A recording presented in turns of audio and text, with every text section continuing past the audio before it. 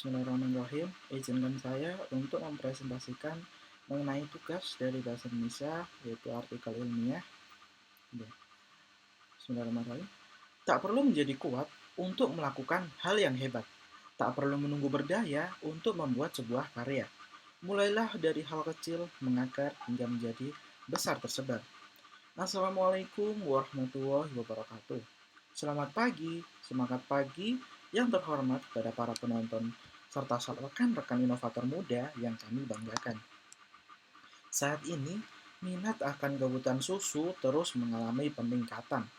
Berdasarkan data BPS menunjukkan bahwa kebutuhan susu nasional pada tahun 2019 sudah mencapai angka 4,3 juta ton.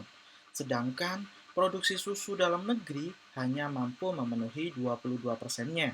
Sehingga sebanyak 78% sisanya diperoleh dari impor. Hal ini menunjukkan bahwa masih terdapat permasalahan dalam pemenuhan kebutuhan susu, seperti dalam hal penanganan penyakit masitis yang masih sering terjadi pada sapi perah. Menurut studi yang dilakukan oleh REN tahun 2020 mengenai insidensi kejadian masitis, 65 dari 84 sampel terdeteksi masitis. Prevalensi masitis yang disebabkan oleh bakteri S. aureus atau bakteri Staphylococcus aureus terdeteksi setara dengan 77% dari populasi dan 56% diantaranya mengalami resistensi antibiotik penisilin. Fenomena gunung es. Seperti yang terlihat pada ilustrasi ini, menggambarkan perkembangan kasus masitis di Indonesia. Klasifikasi dari penyakit masitis ini terdiri dari dua macam, yaitu masitis klinis dan subklinis. Masitis klinis itu ditandai dengan adanya peradangan ambing yang parah, oedematus, ambing yang kemerahan. Sedangkan masitis subklinis tanpa disertai gejala yang terlihat secara fisik sehingga diperlakukan pengujian khusus seperti CMT atau California Masitis Test untuk dapat mendeteksi penyakit masitis tersebut. Menurut studi yang dilakukan oleh Wicaksono pada tahun 2016 membuktikan bahwa dari 130 sapi, 65,4% diantaranya dinyatakan positif masitis subklinis yang gejalanya tidak dapat diamati secara fisik. Kasus masitis diketahui dapat mengakibatkan penurunan produksi susu harian hingga 53,5%, serta menurunkan penghasilan peternak susu dalam 1 KUD hingga 11 juta per harinya, karena menurunkan komponen susu seperti lemak, protein, dan juga laktosa. Selama ini, masitis akibat bakteri pada umumnya dilakukan terapi antibiotik seperti streptomycin, penisilin, dan tetracycline. Namun, penggunaan antibiotik ini dapat menyebabkan timbulnya galur bakteri resisten dan residu antibiotik dalam susu. Kandungan residu antibiotik tidak hanya akan merugikan peternak, industri pengolahan susu, namun juga bagi konsumennya. Susu yang mengandung antibiotik tidak dapat digunakan sebagai bahan baku produk fermentasi seperti yogurt dan keju. Sedangkan bagi konsumen, keberadaan residu antibiotik dapat menimbulkan reaksi alergi, keracunan, hingga syok. Selain itu juga, susu akan ditolak jika kadar residu antibiotik melebihi peraturan SNI 013141 tahun 2011 yang menyatakan tidak boleh adanya kandungan residu antibiotik dalam susu. Maka saya, Muhammad Rofi Sanjaya dari Fakultas Teknik Elektro, dengan bangga mempersembahkan Mastic, inovasi alat terapi masitis pada sapi perah berbasis teknologi plasma non-thermal. Menurut jurnal Laurita tahun 2017, plasma diketahui secara efektif dan efisien dapat membunuh bakteri Staphylococcus aureus hingga 99,99% tanpa menyebabkan kerusakan pada jaringan hidup. Berikut adalah video prinsip mastik dalam proses terapi masitis.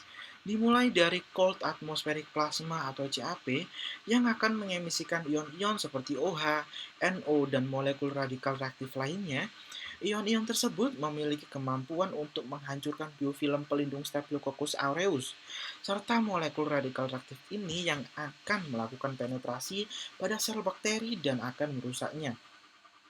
Dalam penanganan masitis, cold atmospheric plasma juga berperan dalam mempercepat perbaikan jaringan normal pada ambing sapi dengan meningkatkan aktivasi growth factor oleh TGF beta 1.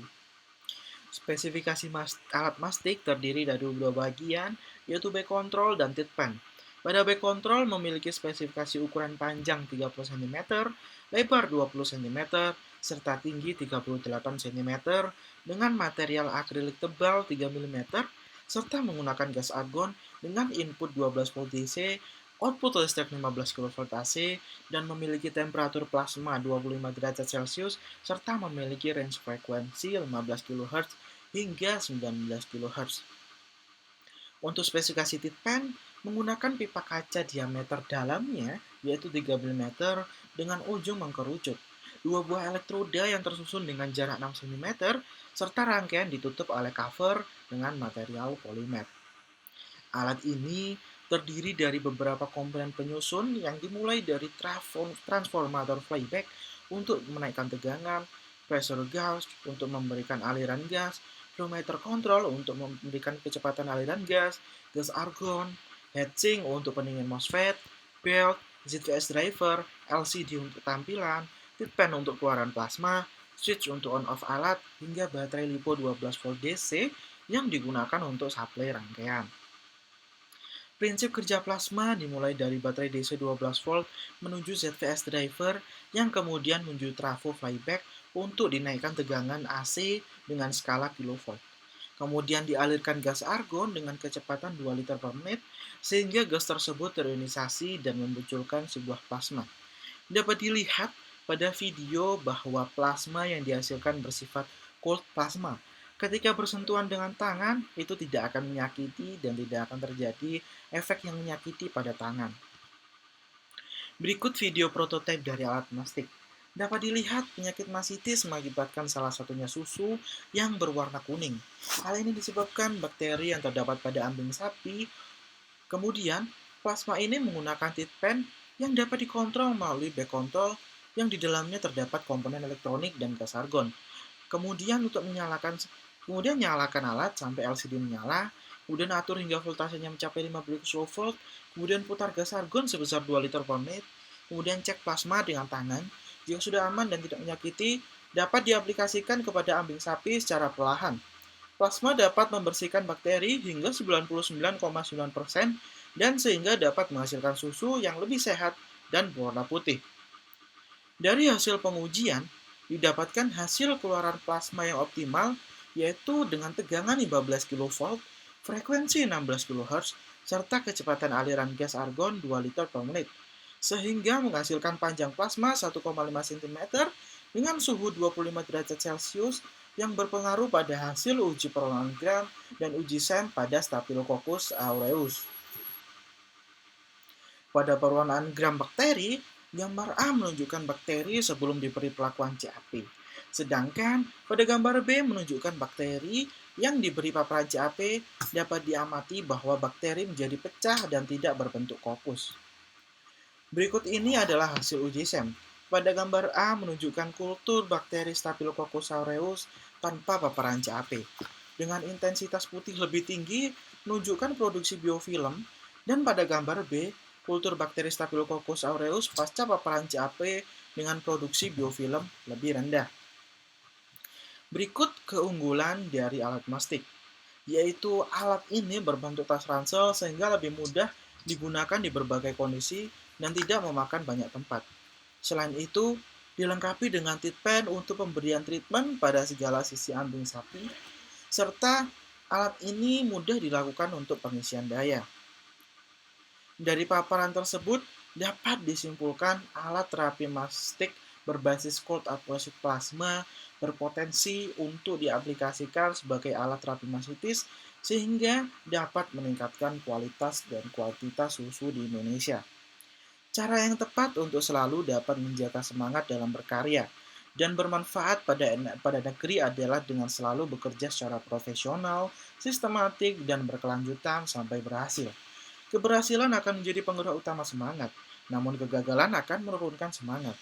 Akan tetapi, kegagalan akan dapat menggerakkan inventivitas secara rinci, sehingga dalam waktu sesingkat-singkatnya dapat mengubah kegagalan menjadi keberhasilan. B.J. Habibie. Terima kasih atas perhatiannya. Wassalamualaikum warahmatullahi wabarakatuh. Sejuta karya untuk kemajuan Indonesia. Terima kasih.